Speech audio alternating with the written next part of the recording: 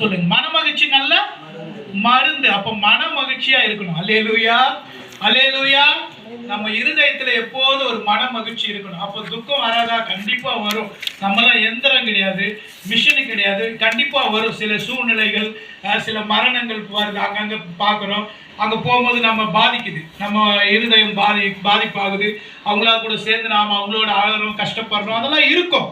ஆனா அதுல மூழ்கி போயிடக்கூடாது. அல்லேலூயா, அல்லேலூயா. கவனிங்க, கவலையோ கண்ணீரோ பாரமோ துக்கமான நிகழ்வோ எல்லாம் கலந்ததுதான் வாழ்க்கை. ஆனா அதுலயே மூழ்கி போயிடக்கூடாது. அல்லேலூயா. மன மகிழ்ச்சி நல்ல ஔஷதம், மருந்து.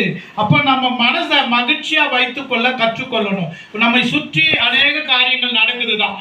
நான் இந்த வாரத்துல 2-3 டெத்து, நல்ல கல்யாணத்துக்கும் போனோம். அப்ப பாருங்க, எல்லாமே நடக்குது, சுத்தி நம்ம எல்லாமே நடக்குது.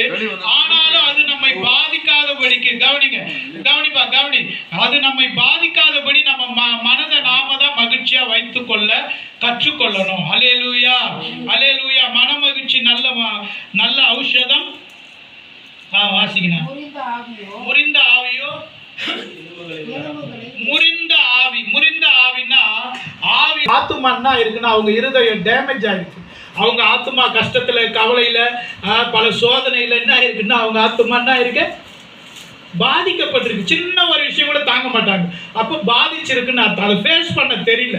அல்லேலூயா. கவனிங்க, கவனிங்க. என் வாழ்க்கையில நடக்காத போராட்டமே இல்லை, உண்மையை சொல்றேன். நான் கூட்டி குறைச்சி சொல்ல. எங்க வீட்டில் எங்க அப்பா இறந்துருக்காரு, எங்க அண்ணன் இறந்துருக்கிறாரு, எங்க ஆயா இறந்துருக்கிறாங்க, எங்க அக்காவுடைய குழந்தை 15 வயது படுத்த படுக்கு தான் குழந்தை. குழந்தை பிறக்கும் போதே படுத்த படுக்கையில் 15 வருஷம் இருந்து கொரோனா டைம்ல இறந்தாங்க. நான் மரணம் பார்த்துருக்கிறேன், எத்தனோ கல்யாணம் பார்த்துருக்கிறேன், வீடு கட்டியிருக்கிறோம், காது குத்து, அது இது நல்லது கெட்டது எல்லாத்தையும் பார்த்துருக்கோம். எல்லா விதத்திலையும் ஆண்டவர் என்னை ட்ரெயின் பண்ணியிருக்கிறார். அதனால தான் நல்ல ஔஷதம். முறிந்த ஆவியோ எலும்புகளை உலர பண்ணும். அப்போ கவலை கண்ணீர் துக்கம் பாடுகள் மத்தியில நம்ம வாழ்க்கையில எல்லாம் கலந்ததுதான் வாழ்க்கை. ஆனா அதுலயே போய் நம்ம ஆவியே முறிந்து போகிற அளவுக்கு நாம கவலைப்படக்கூடாது. அதுல இருந்து வெளியே வர கற்றுக்கொள்ளணும். அல்லேலூயா, அல்லேலூயா. அப்ப நல்ல 4 பேர்கிட்ட நல்ல பழகணும். 4 பேர்கிட்ட பழகும் போது ஒரு நாலேஜ் கிடைக்கும், நல்ல விஷயத்தை கேதர் பண்ணணும். அல்லேலூயா. நல்ல திருமண நிகழ்ச்சி நடக்குதா, வீடு கொடுத்தன போறாங்களா, போங்க, நல்ல நிகழ்ச்சியில போங்க. அதே போல டெத்து, வசனம் சொல்லுது கல்யாண வீட்டுக்கு போவது காட்டிலும் துக்க வீட்டுக்கு போன்றாங்க. அப்போ வாழ்க்கைன்னா அங்கதான் புரியணும், துக்க வீட்டுக்கும் போகணும். அப்பதான் வாழ்க்கைன்னா என்ன, முடிவுன்னா என்ன, அப்ப நமக்கு புரியும். அப்ப 4 இடங்களுக்கு போகும்போது அங்க நல்ல விஷயங்களை நாம கேதர் பண்ணணும், கற்றுக்கொள்ளணும். அல்லேலூயா. அந்த முதிர்ச்சி அப்பதான் வரும், அந்த பக்குவம் அப்பதான் வரும். அப்ப பாருங்க, முறிந்த ஆவியோ எலும்புகளை உலர பண்ண. எலும்பே வீக் ஆகும்னு போட்டிருக்கு. அல்லேலூயா. நம்ம எலும்பு என்ன ஆகுமா, எலும்பு என்ன சொல்லுங்க, எலும்பு என்ன ஆகுமா, நாம தான் கற்றுக்கொள்ளணும். அல்லேலூயா. நம்ம சுற்றி எவ்வளோ காரியம் நடக்கும், நம்மை பாதிக்கும், உண்மைதான், நாம எந்திரம் கிடையாது. ஆனா அதுலயே நாம பாதிக்கப்பட்டு மூழ்கி போய்விடாதபடிக்கு நம்மை நாமே காத்து கொள்ளணும், நம்மை நாமே சுதாரிப்பா இருக்கணும், ஜாக்கிரதையா இருக்கணும். ஆமென். மன மகிழ்ச்சியை நாம தான் ஆமென் வைத்துக் கொள்ளணும். செயற்கையா இல்லை, உண்மையா ஆண்டவர் நமக்குள்ள வைத்திருக்கிறார். நாம அதை ட்ரெயின் பண்ணணும், பிராக்டிஸ் பண்ணணும், நல்ல விஷயங்களை பேசணும், நல்ல விஷயங்களை கேட்கணும், நல்ல காரியங்களுக்கு போகணும், துக்க வீட்டுக்கும் போகணும். அப்பதான் முடிவு தெரியும். அல்லேலூயா, அல்லேலூயா. அப்ப பாருங்க, மன மகிழ்ச்சி நல்ல மருந்து, ஔஷதம், அதுதான் மருந்து. அப்ப மகிழ்ச்சியா நாம இருக்க நாம கற்றுக்கொண்டோம்னா நாம மருந்து கடைக்கே போக தேவையில்லை. அல்லேலூயா, அல்லேலூயா. கர்த்தர் கிருபையில நான் மருந்து கடைக்கே போறதில்லை. அல்லேலூயா. தேவ கிருபைதான். எனக்கு தும்மல இருமல் வந்தா கூட நான் ஜெபம் பண்ணி அப்படியே உட்காந்துருப்ப சரியாயிடும். ஏதோ ஆண்டவர் கிரேஸ் தான். நான் அது பெரிய நான் ஏதோ பரிசுத்தவான்னு நான் பயங்கரமான அப்படிலாம் சொல்ல வரல, ஜெப வீரன் அப்படிலாம் சொல்ல வரல. காட் கிரேஸ், கர்த்தர் கிருபையா அப்படி பாதுகாக்கிறாரு, அந்த கிருபை ஆண்டவர் கொடுத்திருக்கிறாரு. நான் அப்படி பிராக்டிஸும் பண்றேன். அல்லேலூயா, அல்லேலூயா. மகிழ்ச்சியா நம்ம வைத்துக் கொள்ளணும் நம்ம இருதயத்தை. மன மகிழ்ச்சி நல்ல மருந்து. அப்ப மன மகிழ்ச்சியா இருந்தா மருந்து கடைக்கே போக வேண்டியதில்லை. சில ஆள் வேற மருந்துக்கு போயிடுறான். கஷ்டம்னா உடனே சாராய கடைக்கு போய் உட்காந்துக்கிறான். சில ஆள் கஷ்டம்னா உடனே போய் மெடிக்கலுக்கு போறான். தப்பு இல்லை, ட்ரீட்மெண்ட் எடுக்கணும். ஆனா சின்ன சின்ன ஒண்ணு உதவாது கூட நாம் போய் அப்படி அல்ல, ட்ரீட்மெண்ட் எடுக்கலாம், மருந்து வாங்கலாம், எல்லாம் பண்ணலாம், அது தப்பே இல்லை. ஆனா மனதை மகிழ்ச்சியா நம்ம வைத்துக் கொண்டால் மருந்துக்கு வேலை இல்லைன்னு சொல்ல வருது வசனம். அல்லேலூயா. நான் சொல்ல வசனம் சொல்லுது, மன மகிழ்ச்சி நல்ல ஔஷதம். முறிந்த ஆவியோ, முறிந்த ஆவி, ஆவியில ஒரு துக்கம், ஆவி முறிந்து போற அளவுக்கு. அப்பனா என்ன, கஷ்டம் கஷ்டம் கஷ்டம், ஏதோ துக்கம் துக்கம், அதுலயே மூழ்கி போனா ஆவி முறிந்து போகும். முறிந்த ஆவி எலும்புகளை உலர பண்ணுமா. எலும்புல ஒரு ட்ரைனஸ். நம்ம எலும்புகள்ல பாத்தீங்கன்னா ஒரு ஒரு ஹார்மோன் சுரக்கும். அது சரியா சுரக்கல்னா எலும்பெல்லாம் ட்ரை ஆகும். சில ஆளுக்கு இப்போ 40 வயசுல முட்டி நோவுது. ஏன்னு எனக்கு புரியல. அப்போ அந்த சுரப்பி, அந்த ஹார்மோன் சுரக்க மாட்டேங்குது. காரணம் மன மகிழ்ச்சி இல்லையா, இல்லை என்னன்னு எனக்கு புரியல. அல்லேலூயா, அல்லேலூயா. அப்போ மகிழ்ச்சியா இருக்கணும். என்கிட்ட நிறைய பேர் சொல்லிக்கிறாங்க, முட்டி நோவுது பிரதர்.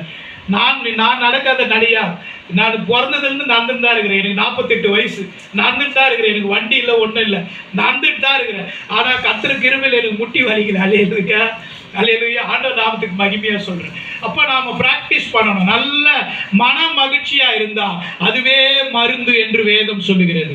எலும்புகளை அது உலர பண்ணாது. அல்லேலூயா. எலும்புகளை உலர பண்ணாது.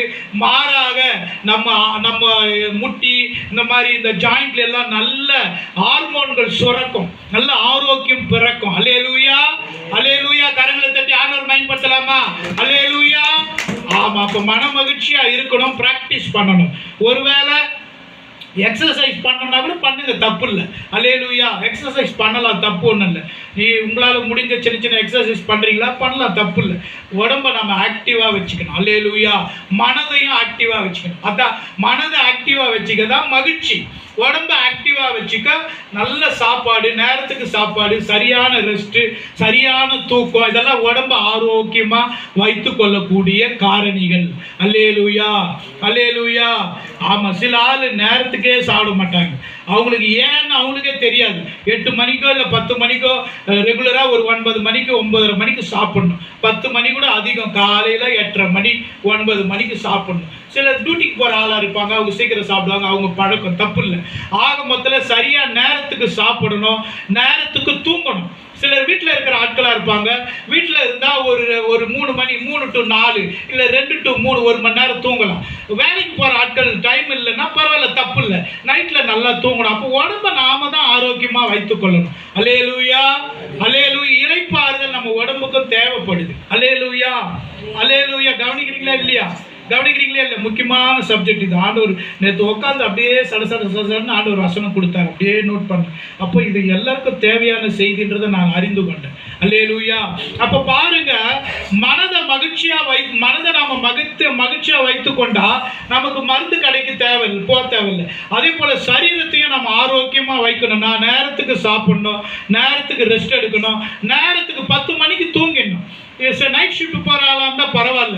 வீட்டில் இருக்கிற ஜென்ரலான ஆட்கள், சாதாரண ஆட்கள் நைட்டில் செல்லை நோண்டிக்கிட்டு இல்லை டிவி பார்த்துக்கிட்டு இருக்கக்கூடாது. ஒரு 10 மணிக்கு தூங்கிடணும் இல்லையா? ஒரு 10 மணி தான் கரெக்டான நேரம் தூங்கிடணும். காலையில் அப்போ தான் சீக்கிரம் எழுந்துக்க முடியும். நாங்கள் 4:30 மணிக்கு எழுந்துப்போம் ஒவ்வொரு நாளும். அது எனக்கு பழகி போச்சு. 10 மணிக்கு நாங்கள் படுத்துருவோம். அப்போ ஏதோ ஒரு வேலையின் நிமித்தம் சில நேரங்களில் ஒரு விழாக்கள், ஒரு ஏதோ கல்யாணம் காட்சி போறீங்க, எங்கேயோ கம்பெனியில் சில நேரம் ஓட்டி போட்டாங்க, அதெல்லாம் தப்பு இல்லை, ஏதோ ஒரு நாள். ஆனால் ரெகுலராக நீங்கள் ஒரு டைம் செட் பண்ணிக்கணும். 10 மணியாக படுக்க ஆரம்பித்துடணும், சரியான நேரத்துக்கு சாப்பிட ஆரம்பித்தணும், குடும்ப ஜெபமாக உட்காந்து அந்த நேரத்துக்கு குடும்ப ஜெபம் பண்ணணும். அல்லேலூயா, அல்லேலூயா. மகிழ்ச்சி நல்ல ஔஷதம். முறிந்த ஆவியோ எலும்புகளை உலர பண்ண. அப்போ எலும்பு உலராம நல்லா நம்ம ஜாயிண்ட்ல எல்லாம் நல்ல ஹார்மோன்கள் சுரக்கணும், நல்ல பலனா சத்துவமா இருக்கணும்னா சரியான நேரத்துக்கு தூங்கணும், சரியான நேரத்துக்கு சாப்பிடணும், சரியான ஓய்வும் கொடுக்கணும். அல்லேலூயா, அல்லேலூயா. எல்லாத்துக்கும் மேல நம்ம இருதயம் மகிழ்ச்சியா இருக்கணும். அல்லேலூயா, அல்லேலூயா. நீங்க வாசிங்களா, ஒரு சங்கீதம் சொல்லுது. சங்கீதம், என் இருதயம் நல்ல விசேஷத்தினால் பொங்குகிறது. என்ன வசனம் ஐயாது? ஆமா, என்ன வசனம் ஐயாது?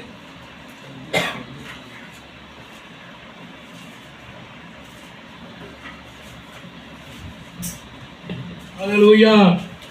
சங்கீதம் 45:1 வாசிங்க.